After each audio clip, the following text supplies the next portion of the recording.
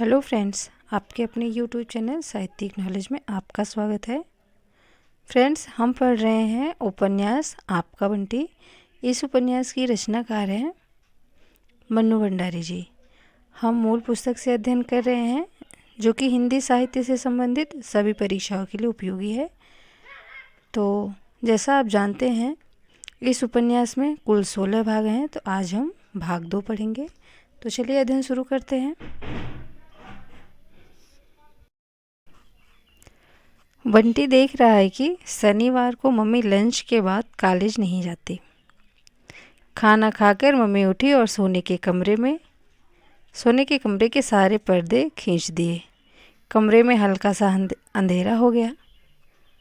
अभी तो उतनी गर्मी नहीं है, वरना मम्मी रोशनदानों में भी काले या भूरे कागज़ चिपकवा देती हैं। गर्मी में उन्हें रोशनी बिल्कुल अच्छी नहीं लगती। और बंटी है कि उसका अंधेरे में जैसे जी घबराता है। अंधेरा यानी कि रात भर अंधेरा रहता है और रात भर वह सोता भी है। अब दिन में भी अंधेरा कर दोगे तो कोई रात थोड़ी ही हो जाएगी, और रात नहीं तो सोएं कैसे। पर मम्मी सुनती हैं कोई बात। बंटी, चलो सो, और पकड़कर पलंग पर डाल देती हैं। बंटी जानता है कि कुछ भी कहना सुनना बेकार है, इसलिए जैसे ही मम्मी ने पर्दे खींचे चुपचाप आकर पलंग पर लेट गया। जब तक आंखें खुली हैं, नज़र कमरे की दीवारों में कैद है, पर आंख बंद करते ही जैसे सारी सीमाएं टूट जाती हैं और न जाने कहाँ कहाँ के जंगल, पहाड़ और समुद्र तैराते हैं। आंखों के सामने परी लोक की परियां और पाताल लोक की नाग कन्याएं तैरती हुई उसके सामने से निकल जाती हैं।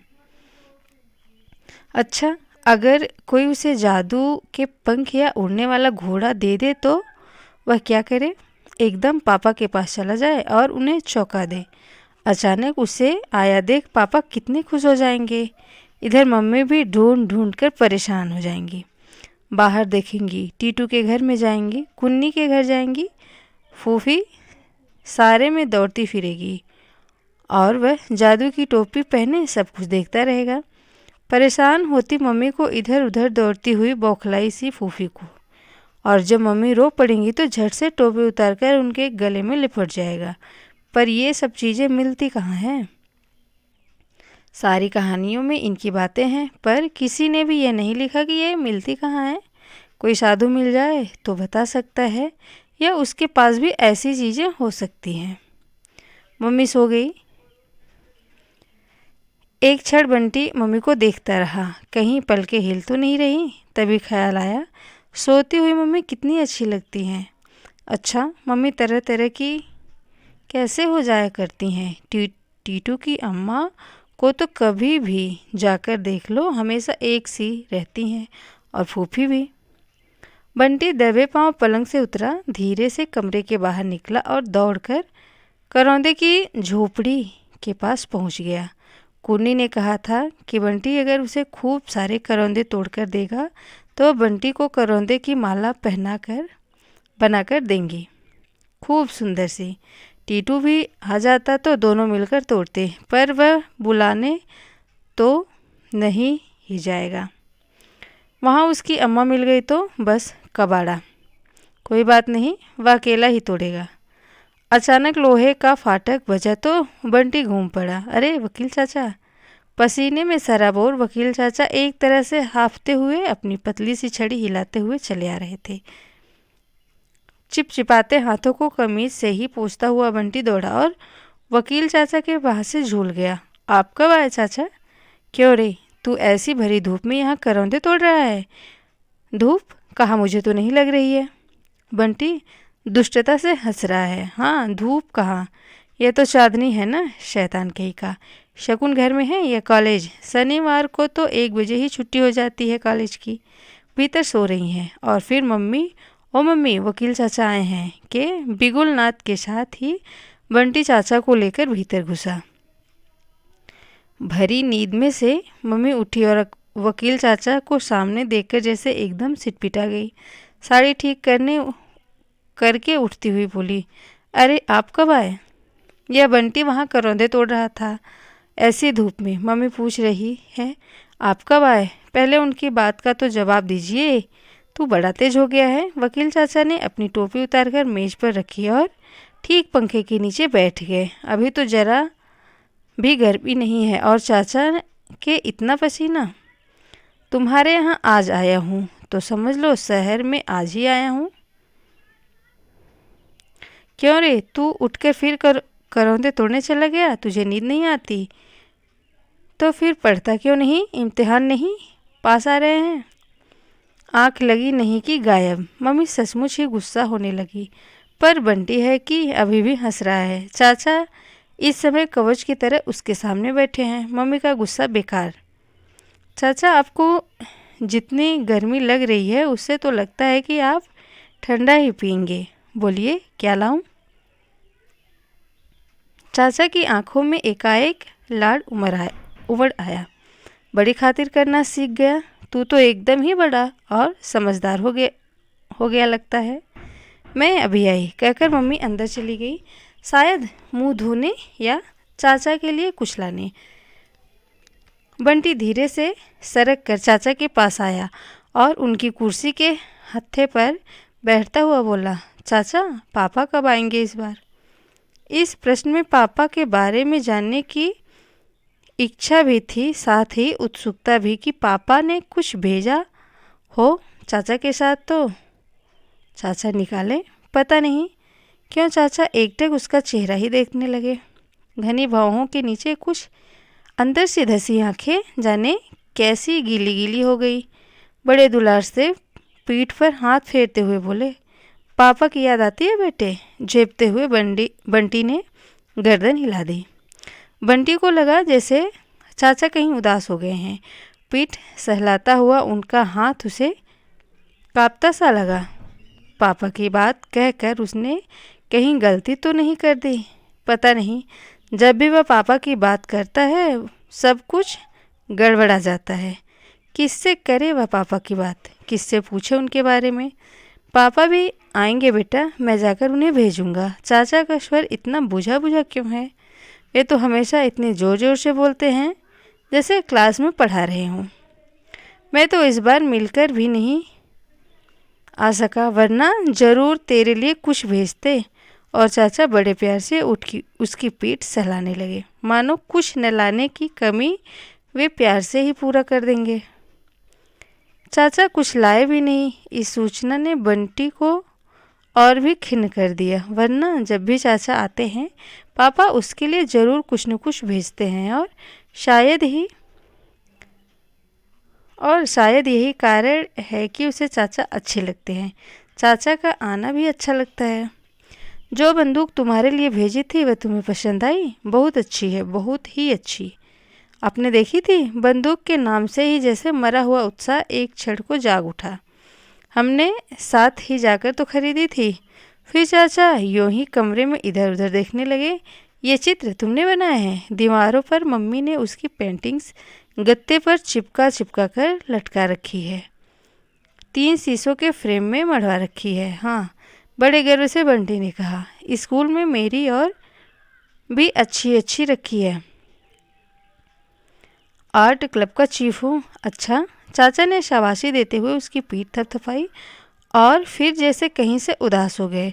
पर यह भी कोई उदास होने की बात हुई भला? इतने में मम्मी घुसी, हाथ में ट्रे लिए हुए। लगा वह मुंह भी धोकर आई हैं। यूँ भी सोकर उठती हैं तो मम्मी का चेहरा बहुत ताज़ा लगता है। चाचा को गिलास पकड़ाकर मम्मी सामने वाली कुर्सी पर बैठ गई। तुम्हारा बेटा तो बड़ा गुणी है शकुन, कलाकार बनेगा। देखो ना, इस उम्र में ही बड़ी अच्छी पेंटिंग्स बना रखी है। मम्मी ने उसे देखा क्या, जैसे लाड में नहला दिया।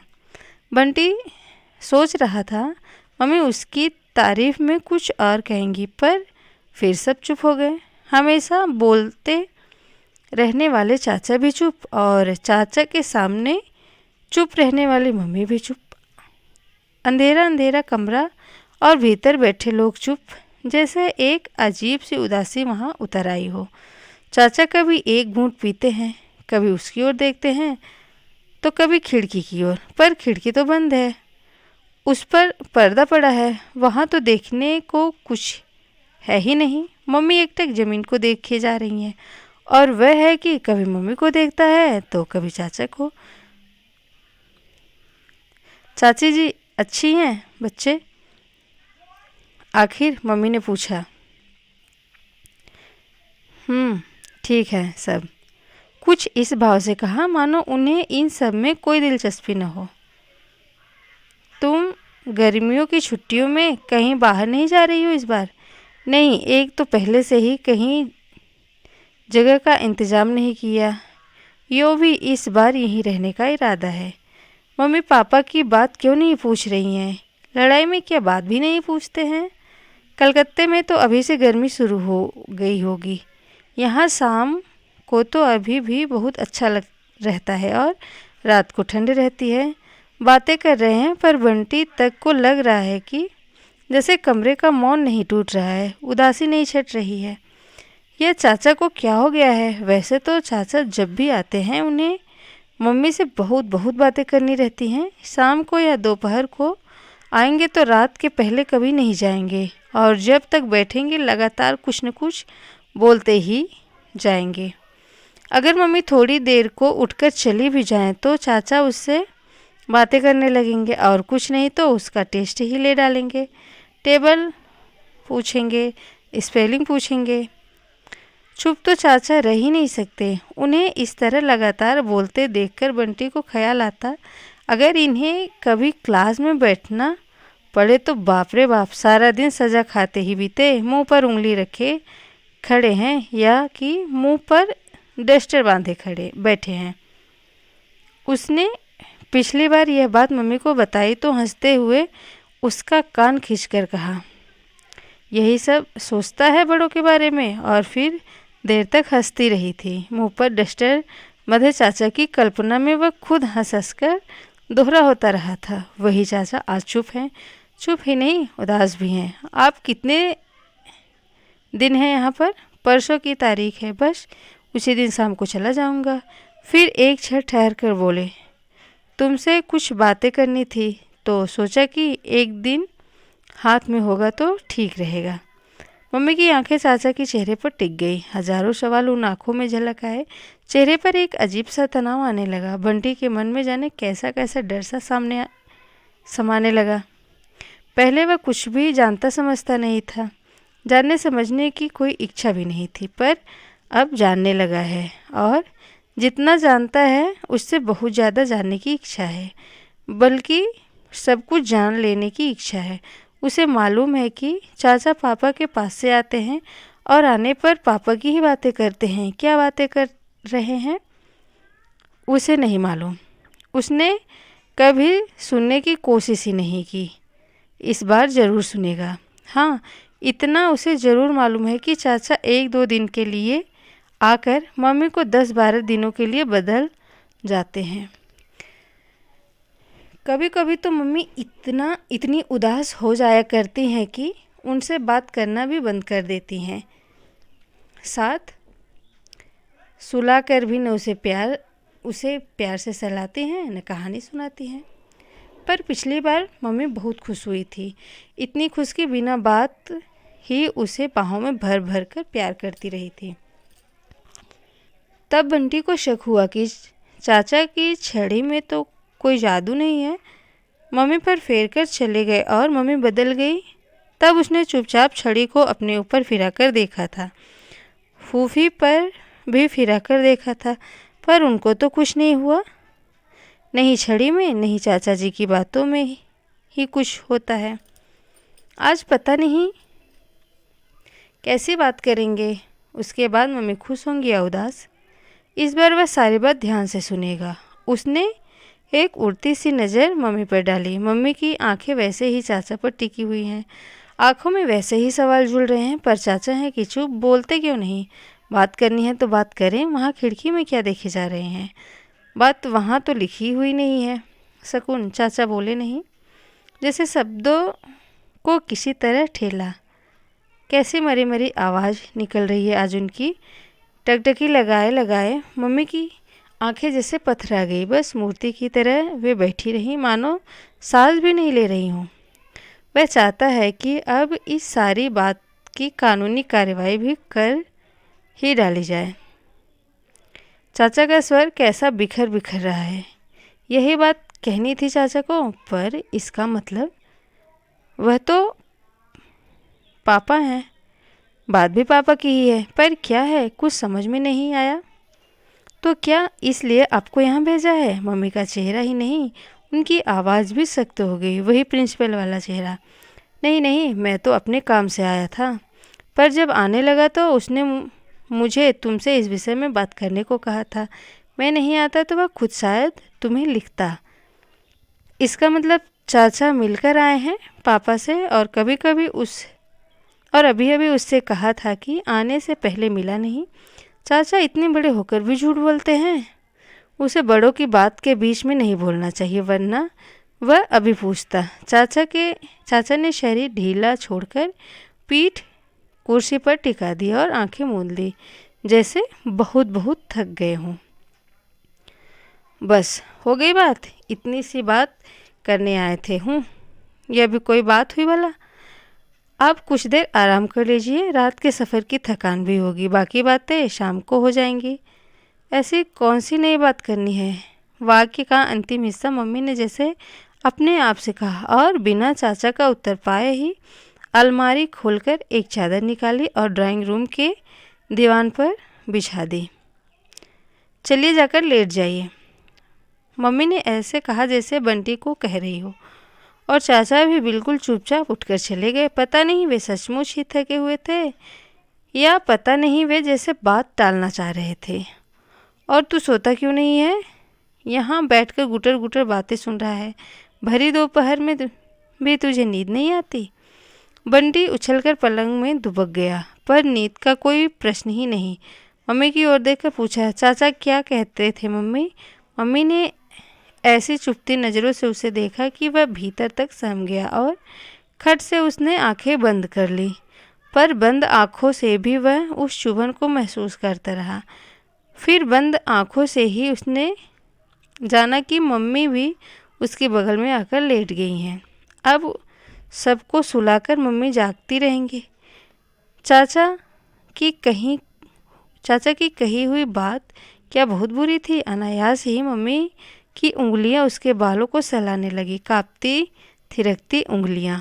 उन उंगलियों के पोरों में से झर झर कर जाने कैसा स्नेह बंटी की नसों में दौड़ने लगा कि मन में थोड़ी देर पहले जो भय समाया था वह अपने आप ही धीरे धीरे बह गया। स्पर्श से ही वह जान गया कि अब तक मम्मी के चेहरे की वह शक्ति भी जरूर पिघल गई होगी।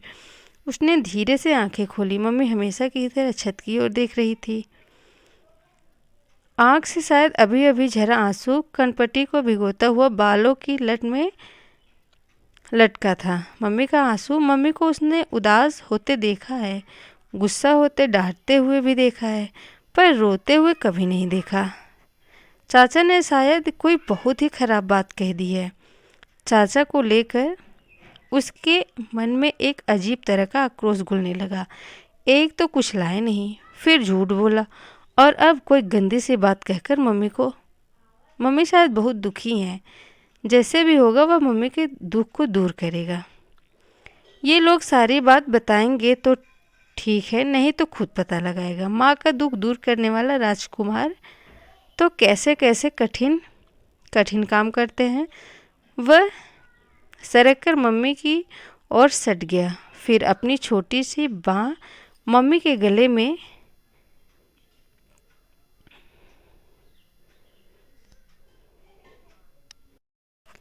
डालकर बोला, बहुत आग्रह के साथ, बहुत मनुहार के साथ, मुझे बताओ न मम्मी, चाचा ने क्या कहा? तू सोएगा नहीं बंटी?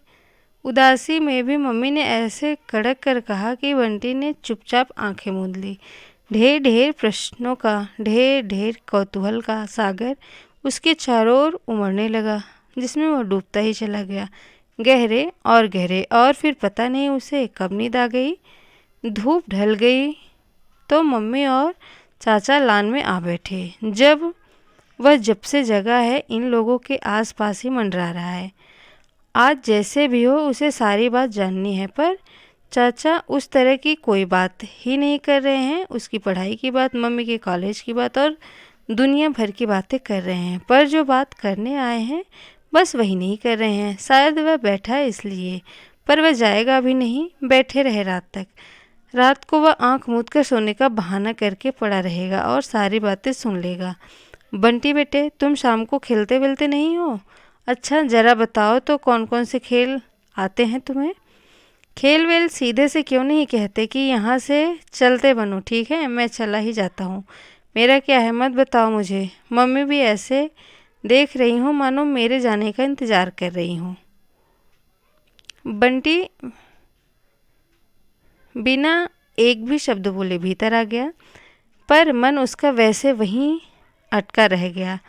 नहीं, वह ज़रूर सुनेगा। मेहंदी की मेड़ के किनारे किनारे घुटनों के बल चलकर वह फिर से वहीं आ गया। चाचा की कुर्सी के पीछे मोरपंखी का जो पौधा है उसके पीछे दुबक कर बैठ जाए तो कम से कम चाचा की बात तो सुन ही सकेगा। बात तो उन्हें ही करनी है, कहीं मम्मी या चाचा ने देख लिया तो बाप रे। इस बात से ही मन भीतर तक काँप गया। तभी भीतर से मन ने धिक्कारा, बस इसी बूते पर कुछ करना चाहते हो? राजकुमार तो राक्षसों के महलों तक में घुस गए, बड़ी बड़ी मुसीबतें उठा ली और तुम कुर्सी के पीछे तक नहीं जा सकते। आखिर हिम्मत करके बिना जरा भी आवाज़ किए पहले मोरपंखी के घने घने पौधों के पीछे आया और फिर सरक कर चाचा की कुर्सी के पीछे। कुछ बड़ा काम कर डालने का संतोष भी मन में था और कुछ बुरा काम करने का डर भी। पर नहीं, मम्मी का दुख दूर करने के लिए शायद सभी को सभी तरह के काम करने पड़ते हैं। यह मम्मी का काम है, अच्छा काम। मम्मी कुछ बोल रही हैं शायद। कितना धीरे बोल रही हैं मम्मी? कुछ भी तो सुनाई नहीं दे रहा है। नहीं, शायद कोई कुछ बोल ही नहीं रहा है। अजीब बात है। शकुन, ठीक है, खूब साफ सुनाई दे रहा है। पर चाचा रुक क्यों गए? फिर सब चुप। शकुन जिंदगी चाहने का नाम नहीं है। लो, अब आवाज़ इतनी धीरे कर दी कि ठीक से कुछ सुनाई नहीं दे रहा है। बार बार जिंदगी जिंदगी कह रहे हैं, पापा की बात ही नहीं कर रहे हैं। बंटी थोड़ा और पास सरका। अब शायद मम्मी बोल रही हैं, खूब धीरे बोल रही हैं, फिर भी सुनाई दे रहा है। अपनी मम्मी की तो धीरे से धीरे कही हुई बात भी वह सुन सकता है, समझ सकता है। उम्मीद का तो प्रश्न ही नहीं उठता वकील चाचा। उम्मीद तो न पहले थी न अब है। नहीं, ऐसी बात नहीं है। शुरू के 3-4 साल तक तो मुझे बहुत उम्मीद थी, खासकर बंटी के प्रति, उसका रुख देखकर। बच्चे पता नहीं बीच बीच में क्या बोलते जा रहे हैं, मेरे बारे में बोलते बोलते सीमेंट की बात करने लगे। एकाएक ख्याल आया टीटू को ले आता, वह शायद सारी बात समझ लेता। पर नहीं, अपने घर की बात सबको नहीं बतानी चाहिए। मीरा के साथ तो उसका खूब अच्छा है, यू नो शीज। अब बीच में पता नहीं ये किसकी बात घुसा दी। चाचा को कभी इम्तिहान देना हो तो एकदम अंडा, लिखना है कुछ और आप इधर उधर का लिख रहे हैं। मम्मी तो शायद कुछ बोल ही नहीं रही हैं, ये बोलने ही नहीं देंगे। दोपहर में तो गर्मी और थकान के मारे शायद बोलती बंद हो रही थी, अब तो फिर पहले की तरह चालू हो गए हैं। भले ही बोले, पर ऐसी बातें तो बोलें जो समझ में आए। तभी मम्मी की आवाज़ सुनाई दी। बात तो कुछ समझ में नहीं आ रही है, बस यह पता लग रहा है कि आवाज़ खूब सख्त है। चेहरा भी जरूर सख्त हो गया होगा। मन हुआ एक बार देख ही ले। पीछे बैठते समय जो डर लग रहा था वह धीरे धीरे दूर हो गया और अब जैसे हौसला बढ़ रहा था, वह कुर्सी से एकदम सट गया। मैं क्या जानता नहीं, इसलिए तो कह भी दिया। कोई और होता तो कभी बीच में नहीं पड़ता।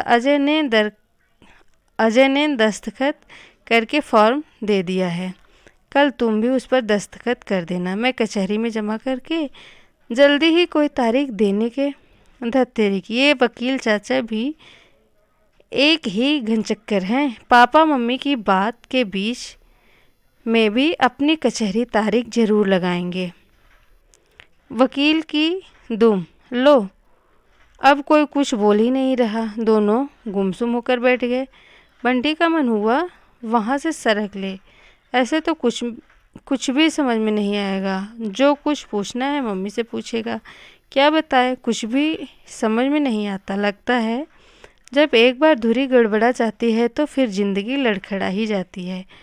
कुछ नहीं होता, कुछ भी नहीं। और जाने कैसे अचानक चाचा का लंबा सा कद पीछे को लटका और बंटी के सिर से टकरा गया। बंटी एकदम सकपका गया। ये चाचा भी अजीब हैं। बात करनी है सीधी तरह से करो। इतना हाथ पैर नचाने की क्या ज़रूरत है? अरे ये क्या बंटी, तुम यहाँ क्या कर रहे हो? बंटी को काटो तो खून नहीं।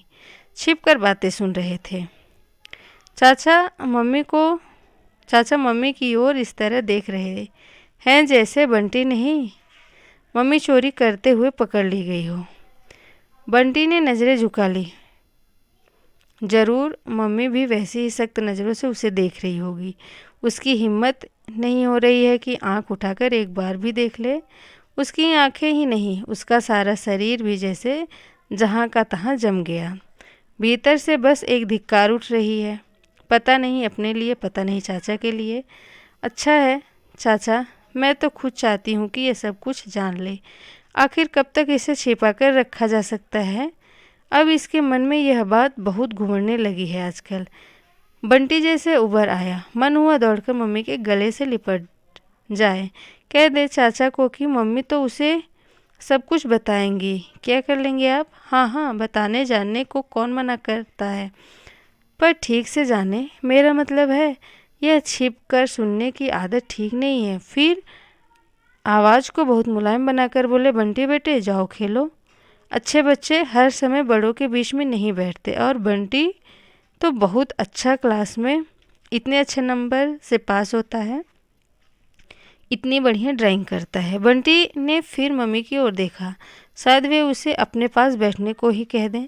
टीटू के साथ खेलने नहीं जाएगा बंटी? मम्मी ने कुछ धीमे से पूछा। मम्मी का चेहरा ही नहीं, मम्मी की आवाज़ भी बहुत उदास हो गई लगती है। मैं तो अपने पौधों को पानी दे रहा था मम्मी। रुआसी सी आवाज़ में बंटी ने एक बार जैसे अपने यहाँ रहने की सफाई दी। अच्छा, पानी देते हो अपने पौधों को? बहुत अच्छे बच्चे हो, शाबाश। अब खेलने जाओ। अपने टीवी वीवी के साथ खेलो, अपने टीटी वीटी के साथ खेलो। बंटी ने मन ही मन जीभ चिढ़ाया चाचा को। नाम तक तो लेना आता नहीं, टीटी हो गया। और फिर वहाँ से तीर की तरह भाग गया, कुछ इस भाव और फुर्ती के साथ मानो उसे वहाँ बैठने की या कि उन दोनों के बीच की बातचीत सुनने जानने की कोई इच्छा नहीं है। वह तो बस यूं ही बैठ गया था, रखे अपनी बात अपने पास। दौड़ते हुए ही चाचा ने अंतिम वाक्य को याद किया। जब धुरी गड़बड़ा जाती है तो जिंदगी लड़खड़ा जाती है। जरूर इस धुरी में ही कोई बात है, तभी तो उसे भगा दिया। धुरी का मतलब क्या होता है? किससे पूछूं? टीटू से ही पूछेगा। टीटू सचमुच बहुत सारी ऐसी बातें जानता है जो वह नहीं जानता। उसके अम्मा पापा उसके सामने ही तो सारी बातें करते हैं, इसलिए सब जानता भी है। धुरी भी जरूर जानता होगा। टीटू गुलेल में कंकड़ लगाकर पेड़ पर बने घोंसलों का निशाना साध रहा था। क्या कर रहा है? पापा ने कहा है मुझे भी तेरे जैसी बंदूक दिलवा देंगे, बस पहले मैं निशाना लगाना सीख जाऊं। निशाना तो गुलेल से भी सीखा जा सकता है। मैं तुझे अपनी बंदूक ही दे दूंगा, सीख लेना। इस समय कुछ अतिरिक्त रूप के उदार हो रहा है बंटी का मन। दे देगा? चल तो ले आए। टीटू ने गुलेल में फंसे कंकड़ को लापरवाही के साथ तड़ाक से ज़मीन पर ही उछाल दिया। अभी नहीं, वकील चाचा आए हैं। मम्मी और उनमें कोई बात हो रही है, ज़रूरी वाली। अभी बच्चों को उधर नहीं जाना चाहिए। बड़े बुजुर्गी अंदाज में बंटी ने कहा। टीटू, एक बात बताएगा क्या, धुरी का क्या मतलब है रे? तू जानता है धुरी? टीटू सोचने लगा, फिर पूछा पर क्यों? एक बात है, पर तू पहले मतलब बता। कोई बहुत गड़बड़ मतलब होना चाहिए। और बंटी की आंखों के सामने मम्मी का उदास चेहरा घूम गया। लगा जैसे जो कुछ गड़बड़ है वह यही है, और जैसे भी हो इसका मतलब जानना ही है। शब्द अर्थ की कापी लाऊं? शायद उसमें कहीं लिखा हो। फिर एकाएक बोला, बताऊं? याद आ गया। बंटी की आंखें खुशी से चमक उठी। वह एक लाइन है ना यार, सब धन धूल समान। कौन सी लाइन? मुझे तो नहीं मालूम। तुझे कैसे मालूम होगा? तू जब चौथी में आएगा तब पढ़ेगा। तो मतलब क्या हुआ? बंटी जैसे कहीं से खिन्न हो आया। धूरी यानी धूल, मिट्टी। मिट्टी समझा। एक बार पढ़ी हुई बात को मैं नहीं भूलता। पर टीटू के इस आत्मसंतोष ने बंटी का मन हल्का नहीं हुआ। टीटू के इस आत्मसंतोष से बंटी का मन हल्का नहीं हुआ। मन ही मन दोहराया, जब एक बार धूल गड़बड़ा जाती है तो धत ये नहीं है, कुछ और होना चाहिए।